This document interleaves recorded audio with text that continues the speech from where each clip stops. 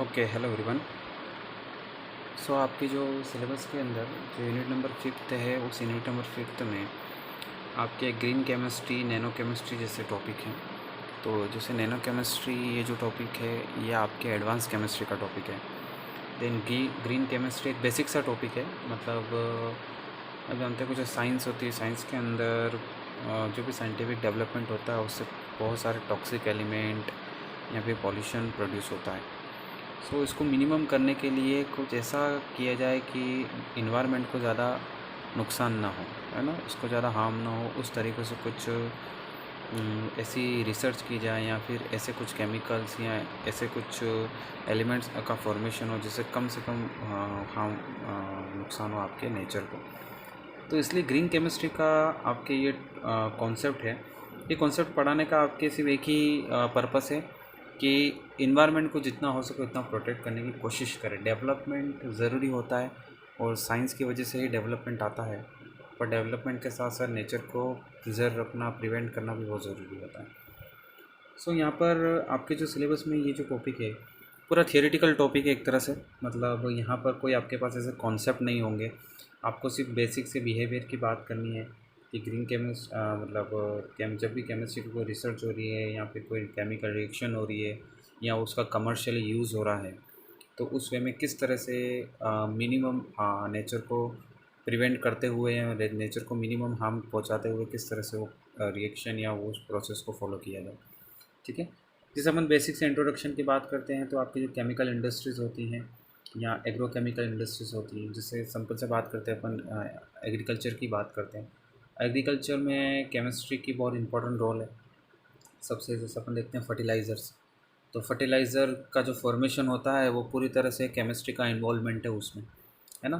किस क्या प्रोसेस होगा, उसके बाद किस टाइप के फर्टिलाइज़र का फॉर्मेशन करना है, या फिर जो प्लांट्स के अंदर जो केमिकल रिएक्शन होती है उसके बेसिस पे कौन कौन से फर्टिलाइज़र ज़्यादा बेटर है, कौन से नहीं है।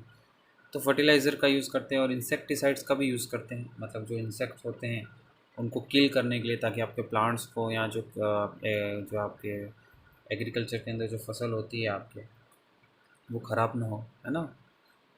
तो इन सब के अंदर केमिस्ट्री का बहुत ही इंपॉर्टेंट रोल है। और अपन देखते भी हैं कि आजकल ये हो भी रहा है कि केमिकल के यूज़ से, केमिकल मतलब देखो, केमिकल वर्ड वैसे अपन देखें कि अगर कोई भी अपन केमिकल वर्ड सुनते हैं तो उसका मतलब अपन नेगेटिव ही लेते हैं। पर केमिकल का मतलब नेगेटिव नहीं, केमिकल तो हर चीज़ केमिकल है ना। अपनी बॉडी के अंदर जो ऑर्गेनिक प्रोसेस हो रहा है ना, जो नेचुरली भी जो रिएक्शन होती है वो भी केमिकल रिएक्शंस ही, या फिर जो केमिकल उसमें यूज़ हो रहा है वो भी केमिकल है। बट ये है कि कुछ ऐसे केमिकल्स होते हैं जो किसी एक वे में तो अपने बहुत काम के होते हैं, पर दूसरे वे में अपन को नुकसान पहुंचाते हैं या नेचर को नुकसान पहुंचाते हैं। जैसे अपन देखते हैं कि आपके पास फर्टिलाइज़र्स होते हैं या इंसेक्टिसाइड्स होते हैं। ये क्या है? ये वैसे तो ज़रूरी है भाई, अगर आप इसका यूज़ नहीं करेंगे तो फसल इतनी ज़्यादा नहीं होगी, या बाकी चीज़ या फिर आपके जो कीड़े वगैरह हैं वो फसल को खा जाएंगी। बट अपन ये भी देखते हैं कि इनके बहुत सारे नुकसान भी हैं, है ना। फर्टिलाइज़र का बहुत ज़्यादा नुकसान होता है। फर्टिलाइज़र से जितना ज़्यादा फर्टिलाइज़र का यूज़ करते हैं, जो आपकी लैंड होती है, जो फार्मिंग लैंड होता है, उसकी जो फर्टिलिटी होती है वो उतनी ही डिक्रीज़ होती जाती है। ठीक है।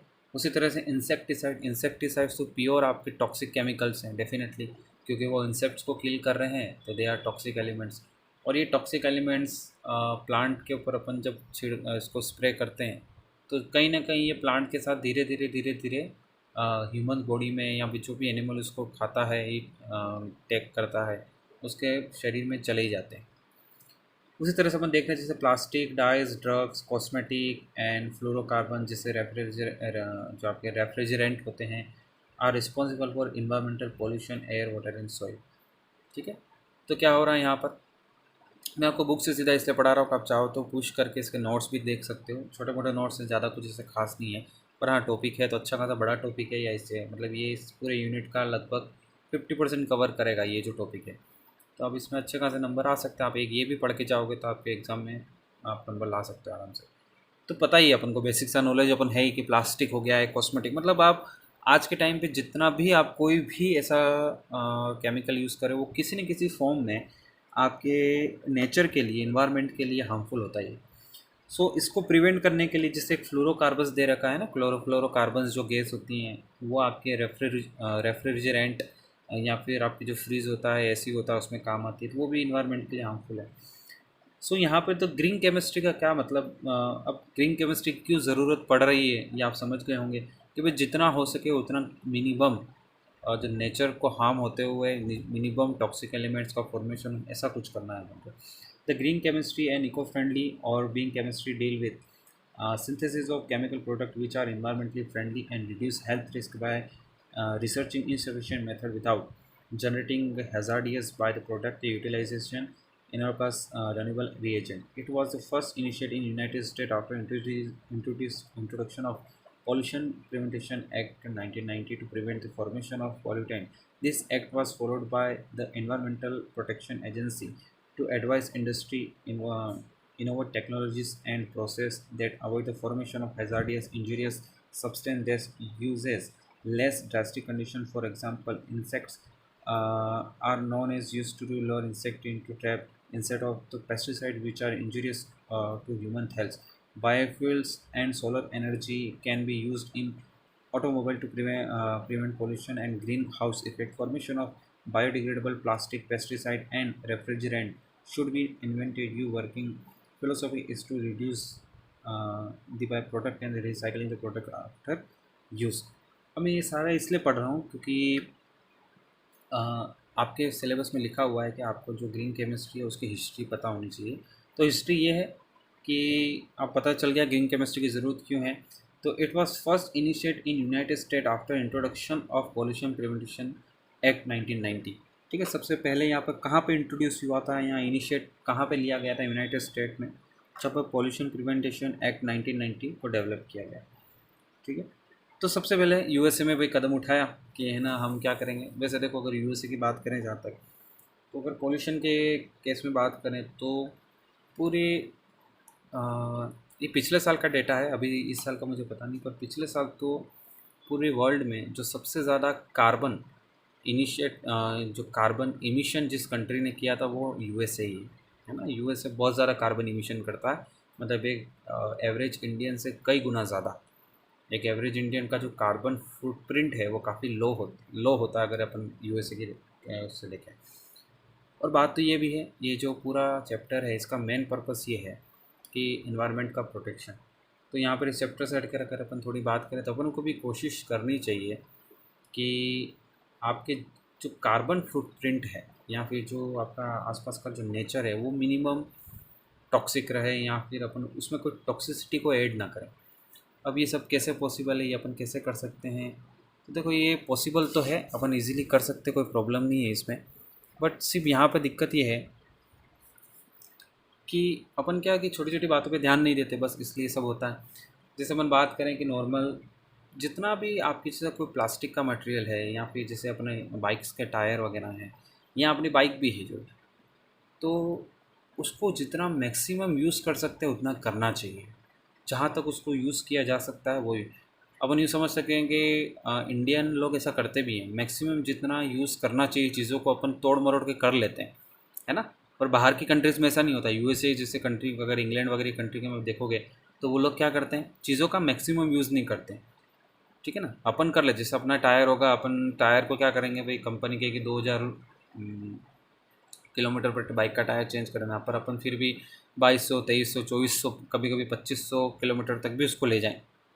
मतलब ऐसा इंस्ट्रक्शन हो, जैसे 20,000 पे टायर चेंज होता है, 22,000 पे टायर, तो अपन 25,000 पे कराएंगे। तो अपन क्या करते हैं, तोड़ मड़ोड़ के थोड़ा बहुत यूज़ कर लेते हैं, चीज़ों का मैक्सिमम यूटिलाइज़ करने की कोशिश। और ये एक जो आदत है ये थोड़ी अच्छी भी है। अच्छी इस वे में है कि इससे क्या है कि इन्वायरमेंट को कम लॉस होता है, जो नेचर है उसका लॉस कम होता है। अब जैसे कोई अपन ने माना कि जैसे अपन सिंपल सी बात करें कि आपके जो गारमेंट इंडस्ट्री है, जो वर्ल्ड का जो सेकेंड लार्जेस्ट जो पोल्यूशन जो फैलता है, पहली बात तो एयर पोल्यूशन तो है ही उसमें, पर दूसरा जो वाटर का भी जो पोल्यूशन होता है जो सेकेंड लार्जेस्ट, अगर एयर और वाटर को दोनों को मिला दे तो वर्ल्ड में जो लार्जेस्ट पोल्यूशन करने वाली जो कंट्री जो आपका सेक्टर है, जो इंडस्ट्री है, वो गारमेंट इंडस्ट्री है। जो अपन कपड़े पहनते हैं, वो रेडीमेड कपड़े वगैरह अपन जो पहनते हैं, उससे इतना नुकसान होता है। तो अगर अपन ने कोई कपड़ा ख़रीदा है तो कोशिश करनी चाहिए कि उस कपड़े को मैक्सिमम टाइम तक अपन पहने और नया कम से कम लें। अब इससे एक बेनिफिट तो ये है कि अपनी पैसे भी थोड़ा बचेंगे, और दूसरा बेनिफिट ये होगा कि इससे नेचर भी प्रिवेंट होगा। मतलब इसमें अगर आपके पास पैसा है भी सही, मनी है आपके पास, फिर भी अपन को कोशिश करनी चाहिए कि अपन चीज़ों की ज़्यादा से ज़्यादा यूटिलाइज़ कर सकें, है ना। इससे एक नेचर को बेनिफिट होगा, कोई भी चीज़ एक्स वाई जेड हो। और बाकी जैसे अपन इतनी सारी चीज़ें हैं आजकल जो पोल्यूशन करती हैं, अपन सब पे तो रोक नहीं लगा सकते, सिंपल सी बात, ये पॉसिबल ही नहीं है। आप कितना प्रिवेंट कर लोगे, आप अपनी अपब्रिंगिंग ऐसी होती है कि अपन को इन चीज़ों की आदत पड़ गई होती है, तो अपन को वो चीज़ तो यूज़ करनी ही पड़ेगी, उसका अपन कुछ कर नहीं सकते। बट कोशिश करनी है अपन को अपनी तरफ से ज़्यादा से ज़्यादा अपन उन चीज़ को यूज़ करें। इसी तरह से प्लास्टिक अपन देखते हैं आजकल, जो भी अपने छोटे मोटे कोई भी फंक्शन होता है, अपन डिस्पोजल प्लास्टिक वगैरह का यूज़ करते हैं। अपन को उसको कोशिश करनी चाहिए रोकने की, ठीक है ना। अगर जब तक अपने हाथ में है तो अपन को कोशिश करनी चाहिए कि अपन प्लास्टिक के डिस्पोजल वगैरह का यूज़ ना करें, है ना। कुछ और ऑप्शन देखें, कुछ अच्छा बेटर ऑप्शन देखें। तो इस तरह की चीज़ें अपन को सोचनी चाहिए। और इस पूरे जो चैप्टर आप जो पढ़ोगे, इसका पर्पस भी यही है कि आपको यही करना है ना। मैक्सिमम कोशिश करनी है कि ज़्यादा से ज़्यादा आप इसको क्या कर सकें, प्रिवेंट कर सकें। नेक्स्ट में बात करें यहाँ पर, ये सिलेबस में आपको एक और पॉइंट इंक्लूडेड है, और वो पॉइंट है 12 principle of green chemistry. Green chemistry के कुछ प्रिंसिपल्स हैं, उन पर अपन को थोड़ा सा फोकस करना है। अब ये प्रिंसिपल कहाँ से आए, थोड़ा सा उसके बारे में अपन डिस्कस कर लेते हैं।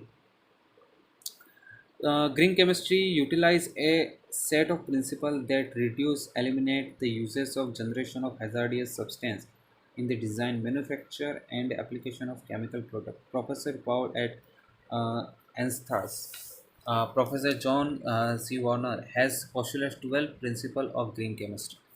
तो ये जो प्रोफेसर्स हैं दोनों ने, उन्होंने आपकी ग्रीन केमिस्ट्री के कुछ प्रिंसिपल्स दिए, तो उन प्रिंसिपल्स को फॉलो करेंगे तो बेटर रहेगा, है ना। और कोशिश करते भी हैं, इन प्रिंसिपल के बेसिस पे बहुत सारे रूल्स रेगुलेशन बनाए जाते हैं, जैसे it is better to prevent waste than to treat और clean up waste after its formation.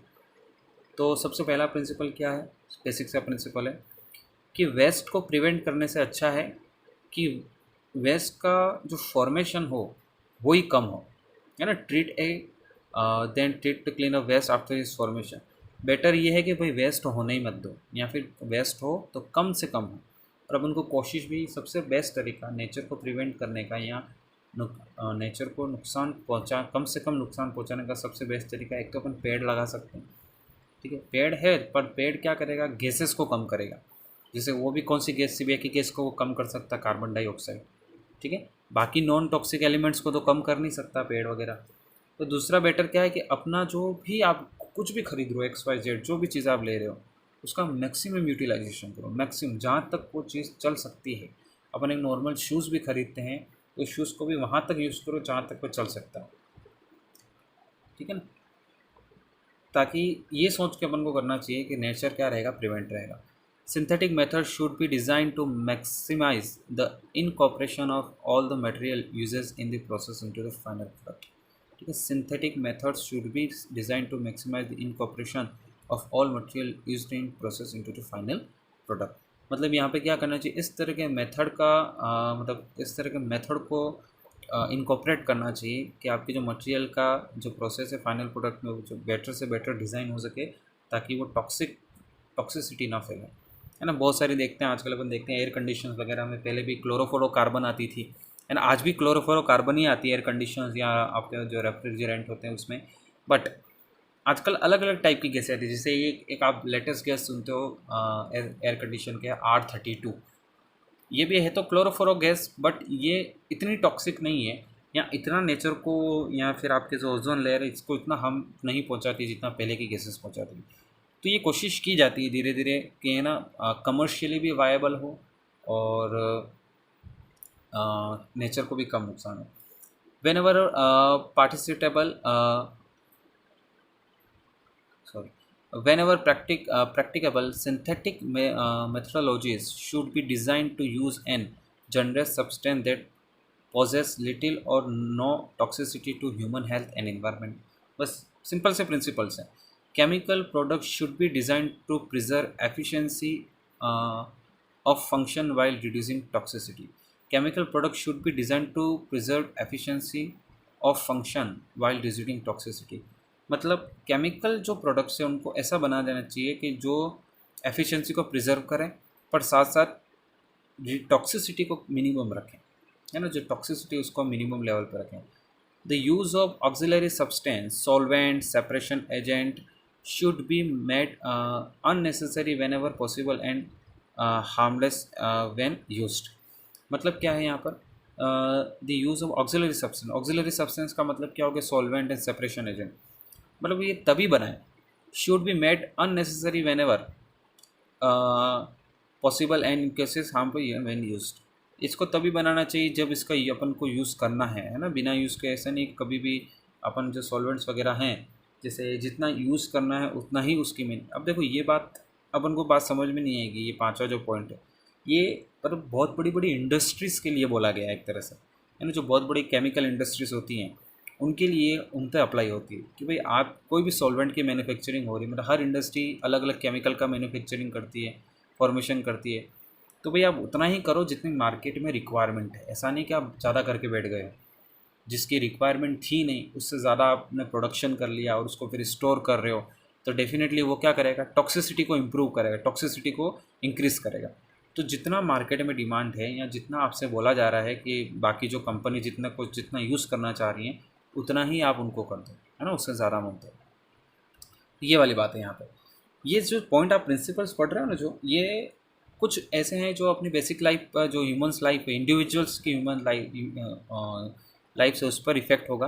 But जो मैक्सिमम इसमें जो पॉइंट मिलेंगे ये आपके इंडस्ट्रियल लेवल पर हैं, क्योंकि मैन्युफैक्चरिंग वही करते हैं, है ना, वो मैन्युफैक्चरिंग करते हैं, इसलिए तो सारे प्रोडक्ट आ रहे हैं अपने पास। नेक्स्ट अपन बात करें, energy requirement should be recognized for their environmental and economical impact and should be minimized. Synthetic methods should be developed which can be conduct। एक मिनट, क्या लिखा हुआ है, सॉरी, 1 मिनट हो गया। Synthetic methods should be developed which can be conduct at ambient temperature and pressure।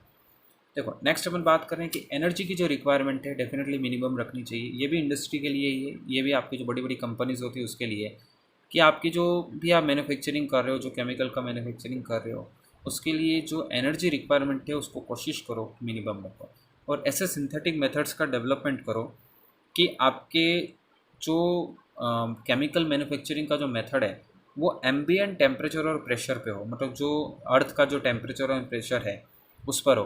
क्योंकि अगर आपको टेम्परेचर और प्रेशर की कंडीशन हाई रखनी पड़ेगी या लो भी रखनी पड़ेगी, दोनों ही केस में क्या होगा? एनर्जी खर्च होगी। तो कोशिश करो कि भाई एम्बिएंट टेम्परेचर की क्या हो रहा है, कम से कम मिनिमम है। नेक्स्ट अपन बात करें, a raw material of feed stock should be renewable rather than depleting whenever technically and economically practical. मतलब raw material of feed stock should be renewable, मतलब जो रॉ मटेरियल है किसी भी केमिकल को मैन्युफैक्चरिंग का जो रॉ मटेरियल है वो रेन्यूएबल होना चाहिए। रेन्यूएबल मतलब जैसे अपने सोलर, जैसे अपन बात करते हैं रेन्यूएबल एनर्जी, रेन्यूएबल एनर्जी का मतलब क्या है कि जो आपके ये दिख रहा है आपको, जैसे सोलर प्लांट लगाते हैं इलेक्ट्रिसिटी बनाने के लिए, विंड प्लांट लगाते हैं, है ना, विंड मिल लगाते हैं, ये सब रेन्यूएबल एनर्जी के सोर्सेस हैं।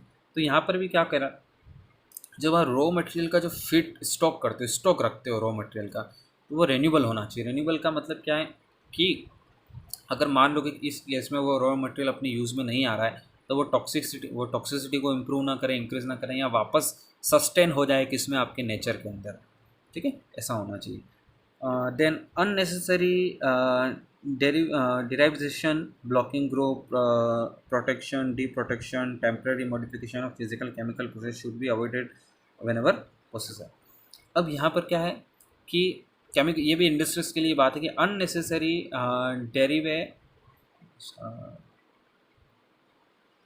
डेरिवेटेशन, blocking group, protection, deprotection, temporary modification of physical and chemical process should be avoided whenever possible। Next आपकी बात करें, catalytical reagent as selective as possible are superior to stoichiometric reagent। देखो यहाँ पर ये catalytic reagent का मतलब क्या है? कैटालाइटिक रिएजेंट का मतलब है as selective as possible are superior to stoichiometric reagent. Catalytic reagent का यहाँ पे मतलब ये कि जो केमिकल रिएक्शन होती है, केमिकल रिएक्शन जो जब कैटलिस्ट की प्रेजेंस में होती है, तो वो क्या करता है, कैटलिस्ट आपके जो एक्टिवेशन एनर्जी उसको डिक्रीज कर देता है, तो जो एनर्जी रिक्वायरमेंट होगी केमिकल रिएक्शन के लिए वो कम हो जाएगी। तो यहाँ पर क्या होना चाहिए कि आपकी जो केमिकल रिएक्शन उसको कैटेलाइटिक रीएजेंट की प्रेजेंस में कराना सुपीरियर प्रायोरिटी होनी चाहिए, ताकि आपकी क्या हो कि जो एनर्जी की रिक्वायरमेंट वगैरह यहाँ पर डिक्रीज हो जाए, है ना। केमिकल प्रोडक्ट बहुत ही इजीली फॉर्मेशन हो जाए। Chemical product should be design so that at the end of their function they do not persist in the environment and break down into harmless reagent products।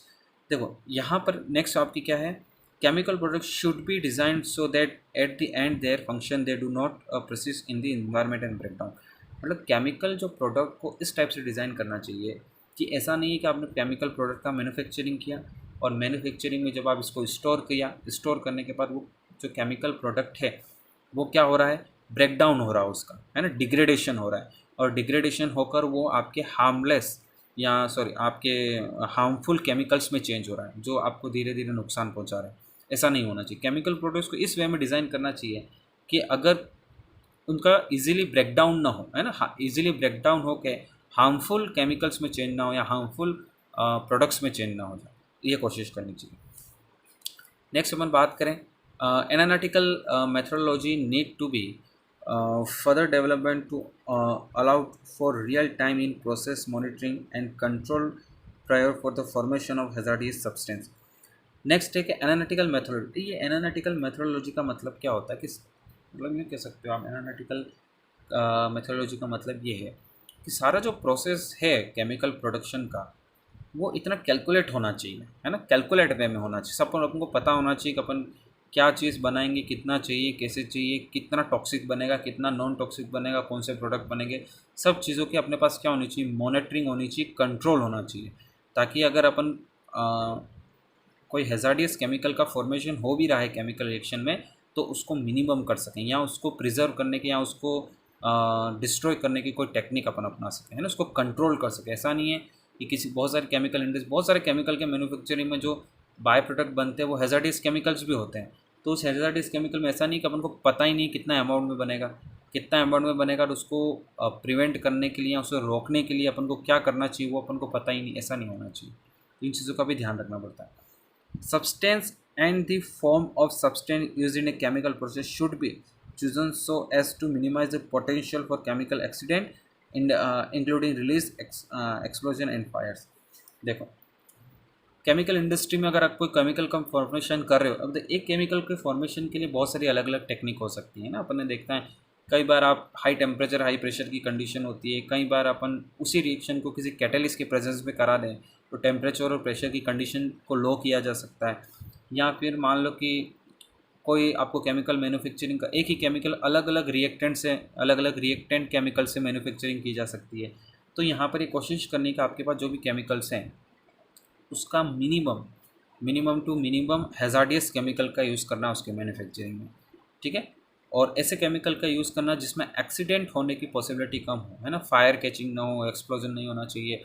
इन सब चीज़ों का अपन को क्या करना है, ध्यान रखना है। जैसे अपन देखते हैं कि देखो यहाँ पर ये पॉइंट बहुत ही इंपॉर्टेंट है। आपने बहुत सारी चीज़ें पढ़ रखी हैं, जैसे थर्मोडाइनमिक्स के अकॉर्डिंग आपने पढ़ रखा है, गिब्स फ्री एनर्जी पढ़ रखा है, delta H, change in enthalpy, change in entropy. साथ में बात करो गिब्स फ्री एनर्जी की बात करो। गिब्स फ्री एनर्जी का मतलब क्या होता है कि कोई भी केमिकल प्रोसेस है या कोई भी सिस्टम है, वो सिस्टम कितनी एनर्जी को फ्री कर रहा है जो आपकी किस में चेंज हो सकती है, वर्क में चेंज हो सकती है। तो यहाँ पर अगर इस बात को अपन समझे तो ये सारे जो आपके पास थर्मोडाइनमिक के जो ये एंटिटीज़ हैं ये बहुत इंपॉर्टेंट है। इससे आप क्या पहले ही ये कैलकुलेट भी कर सकते हो कि आपका जो केमिकल है वो रिएक्ट करने के बाद किस टाइप का बिहेव करेगा, है ना, मतलब इस केमिकल का बिहेवियर कैसा है, एक्सप्लोजन है कि नहीं है, अगर दो केमिकलों को मिक्स करते हैं तो किसकी क्या हो जाएगा, कैसे होगा, ये चीज़ें पहले से मैथमेटिकली डिसाइड की जा सकती हैं। तो ये सब चीज़ें यहाँ पर यूज़ आएंगी आपकी। तो ये आपके कुल मिला के 12 प्रिंसिपल हैं जो आपको कंसिडर करने हैं ग्रीन केमिस्ट्री के अंदर। मतलब आप यूँ कह सकते हो जो बड़ी बड़ी जो इंडस्ट्रीज़ होती हैं, केमिकल इंडस्ट्रीज़, उनके जो रूल्स बनते हैं उन रूल्स को बनाने में ये जो आपके सामने जो प्रिंसिपल लिखे हुए हैं इनको ध्यान रखा जाता है कि इस बेसिस पर आपकी वो केमिकल इंडस्ट्री वर्क करनी चाहिए। देखो पूरी तरह से इसका एप्लीकेशन तो बहुत ही पॉसिबल नहीं है, अपन भी जानते हैं, खासकर इंडिया जैसी कंट्री में इसको पूरी तरह से अप्लाई करना नेक्स्ट टू इम्पॉसिबल है। हाँ, पर आप देखते हैं कि यूएस जो कंट्री है वो अपने से भी डेवलप्ड कंट्री है, यूके जो कंट्री है वो अपने से भी डेवलप्ड कंट्री है। इसका मतलब वहाँ पर भी बहुत सारी मैन्युफैक्चरिंग तो होती होगी डेफिनेटली, है ना। वहाँ पर भी बहुत सारे केमिकल्स, वहाँ पर भी बहुत सारी मैन्युफैक्चरिंग होती होगी। पर अपन देखते हैं कि वहाँ का जो इन्वायरमेंट है वो इंडिया से काफ़ी अच्छा है ना। एयर पोल्यूशन की बात करें, वाटर की बात करें, लैंड पोल्यूशन की बात करें, हर चीज़ में, क्योंकि वहाँ पर इस तरह के रूल्स बहुत फॉलो होते हैं। जैसे कुछ अपन यहाँ पर ऐसा भी देखेंगे कि जो फार्मास्यूटिकल इसकी बात करते हैं, अपन एग्रीकल्चर की बात करते हैं, एग्रीकल्चर में बहुत सारे ऐसे केमिकल्स हैं या ऐसे इंसेक्टिसाइड्स हैं जो इंडिया में तो यूज़ होते हैं, पर यूएस वालों ने उनको कई साल पहले, 10-15 साल पहले ही बैन कर रखा है ना। कुछ ऐसे फर्टिलाइज़र्स भी हैं जो यूएसए ने बैन कर रखे हैं, अमेरिका ने बैन कर रखे हैं कि वो उसकी कंट्री में यूज़ नहीं होते। बहुत सारे ऐसे केमिकल्स हैं जैसे आपको अपन एक बात जैसे बात करें, क्योंकि इंडिया डेवलपिंग कंट्री है, इसको डेवलप करना है, तो उसको जो डेवलप करना, अब जैसे यूएसए ने प्लास्टिक मैन्युफैक्चरिंग को बहुत साल पहले ही बैन कर चुका है। यूएस कंट्री के अंदर प्लास्टिक की मैन्युफैक्चरिंग नहीं होती है। प्लास्टिक मैन्युफैक्चरिंग कैसे होता है? पेट्रोलियम प्रोडक्ट से होता है ना। पेट्रोलियम, जो रॉ पेट्रोलियम होता है उसमें पेट्रोल, डीजल, बहुत सारे अलग अलग टाइप के केमिकल्स सेपरेट होते हैं और उसमें से भी प्लास्टिक का फॉर्मेशन भी होता है। तो यूएस कब से प्लास्टिक की मैन्युफैक्चरिंग को बैन कर चुका है? क्योंकि प्लास्टिक की मैन्युफैक्चरिंग क्या होती है, बहुत ही पॉल्यूटेंट होती है, इन्वायरमेंट को बहुत लो नुकसान होता है उसमें। बट इंडिया में प्लास्टिक मैन्युफैक्चरिंग होता है। अब ये अपनी ज़रूरत भी है ना, ये अपनी नेसेसिटी भी है, ये अपन को करना ही पड़ेगा। और वो इसलिए करना पड़ेगा कि अपने पास कोई ऑप्शन ही नहीं है। अपन अगर प्लास्टिक की, अगर यूएसए वगैरह प्लास्टिक की मैन्युफैक्चरिंग नहीं कर रहे हैं और इंडिया, पूरे वर्ल्ड में प्लास्टिक तो चलता है, प्लास्टिक सब जगह चलता है, इंडिया में दूसरी कंट्रीज़ में भी प्लास्टिक चलता है, यूएसए वाले भी बहुत सारे प्लास्टिक का यूज़ करते हैं, पर मैन्युफैक्चरिंग नहीं करते। वो इंडिया से बन के जाता है प्लास्टिक वहाँ पे, है ना।